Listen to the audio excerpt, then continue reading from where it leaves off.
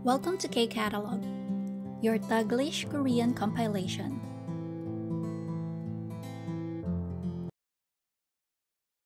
KIIP Level 1 Unit 10 ng workbook. Let's start with Ohui or vocabulary. Instruction for number 1. 보기에서 알맞은 것을 골라 빈칸에 쓰세요. So, isulat daw natin sa blank yung tamang sagot. Okay, after natin piliin, sulat natin sa blank. So, andito siya, no, sa mga example words natin. We have onni and nuna, so same sila ang ibig sabihin, ate. Oppa and hyong, same, ang ibig sabihin, kuya. And then, yodongseng, kapatid na babae, namdongseng, kapatid na lalaki. So, tingnan natin yung nandito sa baba. Okay, so na, ibig sabihin, me, ako. So, ano yung picture natin? Babae. So, if I'm a girl, ano daw ang tawag ko sa ate at sa kuya? And sa kapatid na babae, kapatid na lalaki. So, sagot natin, pag ako ay babae, si kuya, ang tawag ko sa kanya ay oppa. And then, si ate, onni. Tapos, kapatid na babae, yodongseng. Kapatid na lalaki, namdongseng. Okay? Tapos, sa baba naman, na. So, ano naman ako ngayon? Lalaki naman. If I'm a boy, ang tawag ko kay kuya ay hyong. Okay? Tapos, kay ate, nuna. And then, sa kapatid na lalaki, same lang, namdongseng. And sa kapatid na babae, same ulit, yodongseng. Yan. So, remember, sa Unit 10 natin na pag-aralan yung tinatawag nating hoching or yung pangalan or tawag natin sa ating mga members ng family. Yan. So, next 2, instruction. 다음 그림을 보고 글을 완성하세요. So, i-complete daw natin yung article habang tinitingnan natin yung picture. So, daum 그림. So, yung ating picture dyan sa baba. Ano ba siya? Family picture. Tapos, nandyan yung members kung sino-sino. And, andyan din yung kanilang age. At saka, trabaho. 경찰관, 회사원, 대학생. Okay, so tingnan natin yung article. Sabi niya, 우리 가족은 할머니, 아버지, 어머니, 누나, 저, 그리고 여동생이 있습니다. Tapos yung number 1, blank. Pipili ka kung un or nun yung magiging particle na gagamitin mo. So, tingnan natin yung kasunod. 75살입니다. So, binanggit yung age. Anong age yon? 75살. So, ano ba yung 75살? 75. So, ito siya. So, malamang ang sinasabi niya dyan sa blank is si Halmoni. So, sagot natin dito is Halmoni. Halmoni. Tapos, since walang 받침, si는 yung i-add natin. 할머니는 75살입니다. Number 2, blank. Tapos, un or nun, 59살입니다. So, 59, ano yung 59? 59. So, yung 75, 59. So, nasan yung 59 dito? Ayan, si 아버지. So, dito, sagot natin is 아버지. Then, again, walang 받침, 는. 아버지는 59살입니다. 회사원입니다. Ayan. Tapos binanggit niya yung trabaho, no? 회사원. So, tama. Number 3, blank, 는 56살입니다. So, 56 is 56. So, sino yung 56 dito? Si 어머니. Yan. So, dito, 어머니. Again, walang 받침, 는. Tapos, ano daw yung trabaho ni 어머니? 경찰관입니다. Oh, ang cool ni mother, 경찰관. Yan. Number 4, blank, un or nun, 33살입니다. So, anong taon? 33살. So, 33 is 33.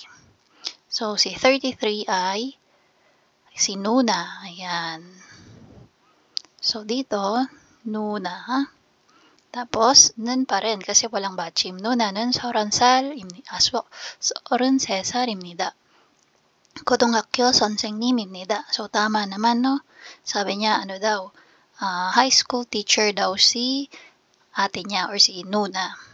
Then number 5, blank, un or nun. 30살입니다. 30살 is 30. So, asan yung 30? Ayan, si Hyung. So, Hyung은, so dito may 받침, Hyung, kaya un yung pipiliin natin. Hyung은 30살입니다. 회사원입니다. Yan, so tama, 30살, and then 회사원. Next one, 저는 26살입니다. So ako, sabi niya, I'm 26. Tama ba yung na? Ayan, ako, tapos 26. 대학생입니다. And then number 6, blank, 은 or nun, 18살입니다. So, sino si 18? Yung 18 years old. Si 여동생. Yan. So, dito, 여동생. Tapos, since may 받침, 은 ulit yung pipiliin natin. 여동생은 18살입니다. 고등학생입니다. Ayan. So, that's for number 2 vocabulary. Next, instruction for number 3, 관계 있는 것을 연결하세요. So, you just have to match. So, 이름. So, dito natin sa Unit 10 din na pag-aralan yung honorific, no? At saka yung mga words na kailangang ipalit kung sakaling ang subject natin is yung mas mataas sa atin or mas matanda. So, yung i름 magiging songham. Yan. 나이, age, magiging 연세. 생일, magiging 생신. So, again, this is birthday. 사람 or myong, magiging bun. Yan. So, number 3, vocabulary. Punta tayo sa number 4. Number 4, instruction. Ang sabi, 보기에서 알맞은 것을 골라 대화를 완성하세요. So, sabi, i-complete daw natin yung conversation after nating mapili yung tamang sagot sa binigay na example. Okay, so ayan yun. Ano ba yung mga words natin dyan? We have geshida, deshida, jumoshida, doragashida. So ito yung ating mga nopimmal, ano? So nopimmal means honorific. Or yung mga salita na ginagamit mo or ipinapalit mo dun sa mga casual na words kapag yung subject mo ay mas mataas sa'yo in terms of position or sa age. So ano ba yung mga katumbas na casual words na ito? Geshida is itta, so ibig sabihin meron or yung presence nung subject mo. Okay? Deshida, so ito ay mokta and pwede ding mashida. 주무시다, 자다, 돌아가시다, 죽다. So, sagutan natin yung number 1. Sabi, 구천 씨 가족들은 어디에 있어요? Sabi niya, nasaan ang family mo, 구천? Sagot ni na, si 구천 siya, no? Sabi niya, 언니하고 저는 한국에 있어요. Sabi niya, ako, si ate at saka ako ay nasa Korea. Mga parents naman namin ay nasa China. So, yung word natin dito is nasa. Ibig sabihin, yung kanyang mga magulang, yung presence ng kanyang mga magulang ay nasa China. So, ano ulit dapat yung sulat natin dyan? Geshida. So, si Geshida, ita-transform natin siya sa present form. So, magiging geseyo. Ayan. Okay. Then, next. 민수 씨는 할아버지하고 같이 살아요. So, tinatanong if kasama daw ba ni Minsu Shi yung kanyang 할아버지 or lolo. Okay? Kasama sa bahay. So, 같이 살아요 is live together. Sagot ni Minsu or Nina, sabi niya, 작년에 같이 살았어요. 그런데 올해 blank. So, sabi niya, last year, 같이, together, 살았어요. So, naka-past tense. So, ibig sabihin, they used to live together. So, last year daw, no? Magkasama sila. 그런데, yung 그런데 dito is parang however, kaya lang, 올해, this year. Ayan. So, ano yung pwedeng isagot niya dyan? So, later natin sasagutan. So, for number 3, sabi, 할머니는 지금 텔레비전을 보세요. So, nanonood daw ba ng TV ngayon? Okay, si grandmother. So, sagot ni na, 아니요, 지금 방에서 blank. Sabi niya, hindi. Ngayon, or now, 방에서. At the room. Okay, sa loob daw ng kwarto. Then, ano ulit yung eso? So, ginagamit natin siya, idinidikit natin siya sa pangalan ng place kapag ang kasunod niya is action. Okay, so dapat action yung sagot natin dyan. So, ano ba yung dito, mga action? Pwede si doshida, pwede din si chumoshida.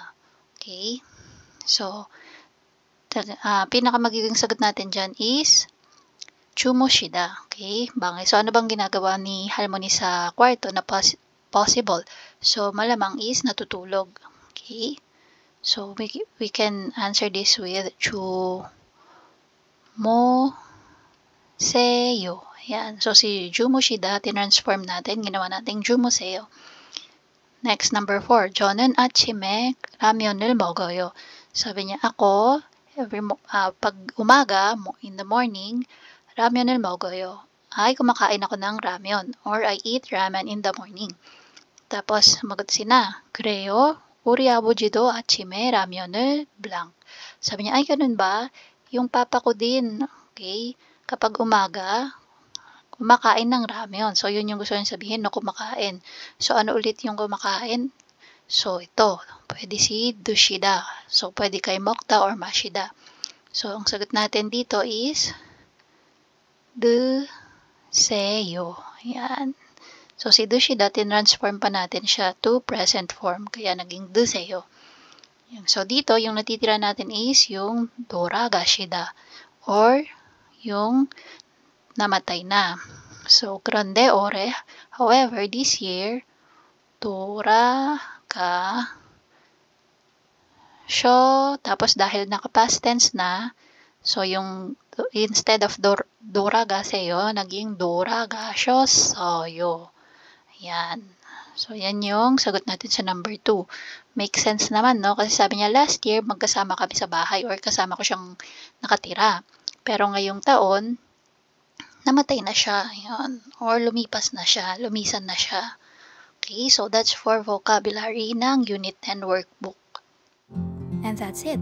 If you find this video helpful, please hit the like, share, and subscribe button. So I still hope to see you in the upcoming videos, and again, thanks for watching.